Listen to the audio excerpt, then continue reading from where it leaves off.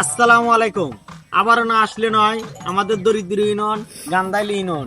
এখানে দেখেন ডিজিটাল কৃষকের ডিজিটাল পদ্ধতি আবাদ। দেখেন এখানে আম গাছ গেড়েছে।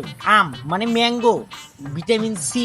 যে খাবেন, ডাক্তার বলেছে ভিটামিন সি খাইতে, সে আমাদের দরিদ্র ইউনিয়নে চলে আসবেন। এখানে দেখেন ডিজিটাল কৃষকের ডিজিটাল বুদ্ধি।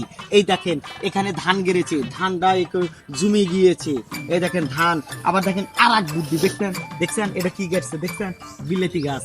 আবার দেখেন পাশে ভিটামিন সি এ সব হবে। এই দেখেন কচু, খাইবেন কচু, বুঝবেন কচু। কচু আর কোনো খাবার নাই। কচুর শাক কারা কারা ভালোবাসেন, কচুর নাল কারা কারা ভালোবাসেন আমাদের কমেন্ট বক্সে বলবেন।